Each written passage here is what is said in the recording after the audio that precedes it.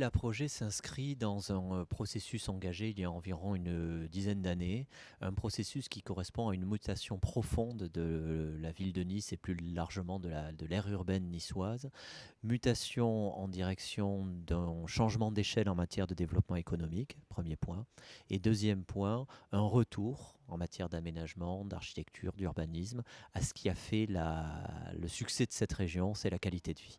Donc c'est dans ce cadre-là qu'on a engagé, que l'établissement public d'aménagement a engagé deux grandes opérations. Le Grand Arenas, au contact de l'aéroport de Nice, 50 hectares, 2000 logements, un peu plus de 20 000 emplois. Et Nice Méridia où l'objectif est de faire un quartier pour l'entreprise innovante, mais un quartier de vie, une technopole urbaine en fait, 5 000 habitants, 5 000 emplois et 5 000 étudiants. Ce mélange entreprise, université, recherche et vie de quartier. Le projet Nice Méridien est déjà engagé, puisque nous avons aujourd'hui 5 chantiers qui sont en train de se déployer avec de grandes signatures, Architecture Studio, Jean Nouvel, Lenné Roussel, Marc Barani. Mais pour l'étape suivante, qui consistait à réaliser le cœur du quartier, le lieu de la place vivante, de la place méditerranéenne, nous avions besoin de changer d'échelle en matière de vitesse de réalisation, d'ambition et de méthode de consultation. Donc c'est pour cela que nous avons mis en place la consultation Joya Meridia.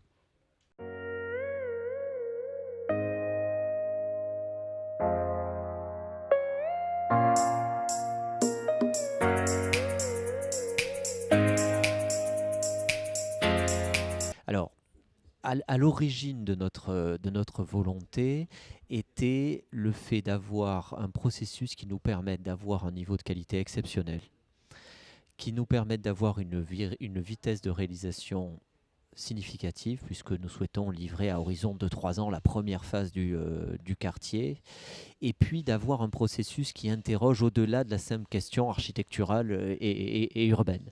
Donc c'est pour cela que nous avons mis en place cette consultation de Macrollo sur 70 000 m², qui est une taille intermédiaire entre le projet purement immobilier et puis la question d'aménagement.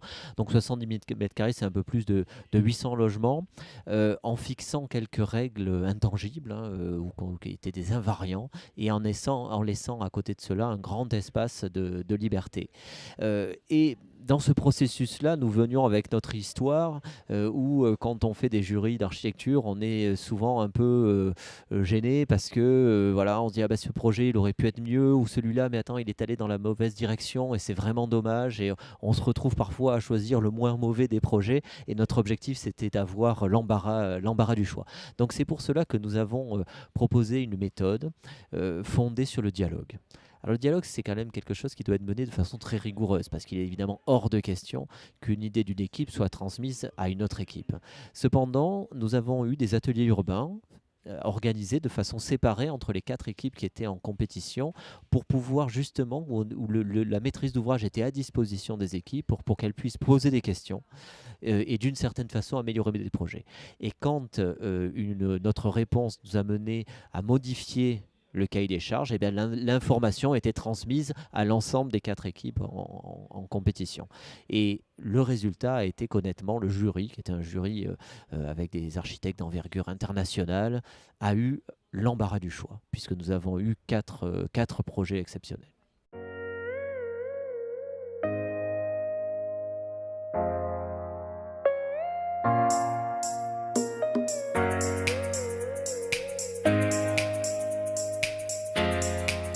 Alors, cette équipe a répondu, et le jury a estimé que la réponse était très intéressante à la question architecturale, qui était de dire nous avons besoin de 3 choses qui peuvent être contradictoires, mais ils ont su trouver une façon d'y répondre qui était finalement très cohérente. La volonté d'avoir un signal architectural, un signal du changement, et c'est l'immeuble dessiné par Sou Fujimoto, qui est extrêmement aérien, très démonstrateur, très beau, et qui est très beau, mais qui est où la beauté est au service de la qualité du logement, puisque toute la beauté de cet immeuble vient du fait qu'il y a des espaces extérieurs magnifiques qui sont au service des futurs habitants et qui sont finalement un des grands bénéfices dont ils pourront trouver de cet immeuble. Donc le Signal, l'harmonie, parce que nous étions convaincus qu'une ville ne se construit pas comme un patchwork d'images qui n'ont pas une écriture commune, et la diversité. Parce que si l'harmonie conduit à la banalité ou à l'uniformité, finalement, nous créons des espaces qui n'ont, à mon sens, pas suffisamment de valeur par rapport aux ambitions que nous nous sommes fixées. Et donc, ce projet répondait de façon remarquable à ce triptyque, harmonie, diversité et signal, avec un point fort autour de la place Méridia, avec une réponse très méditerranéenne à la question posée. Donc une réponse fondée sur des rez-de-chaussée actifs, des commerces, des services de proximité, des restaurants, des immeubles pas très hauts autour de la place. Pensez à toutes les belles places méditerranéennes, que ce soit à Rome, à Florence. Ce sont des places qui ne sont pas très très grandes, où il y a une harmonie architecturale autour de la place et des immeubles qui ne sont pas trop hauts. Et vous verrez que l'immeuble Signal n'est pas situé sur la place, il n'écrase pas la place, il est situé sur l'avenue qui est l'avenue métropolitaine. Et bien entendu, sur le volet animation, innovation, gestion des rez-de-chaussée commerciaux, nous avons une réponse aussi très intéressante de la part de cette équipe.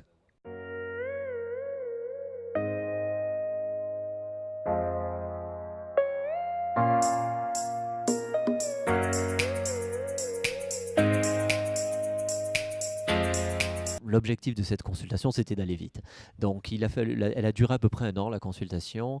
La promesse de vente a été signée au mois de mai. Les permis de la première phase vont être déposés dans les semaines à venir. Donc, on suit le calendrier qui était fixé. Donc, prochaine étape, dépôt des permis. Instruction, dès que les permis sont obtenus, début des travaux pour la première phase. Et la seconde phase, on aura des dépôts de permis à l'horizon 2020.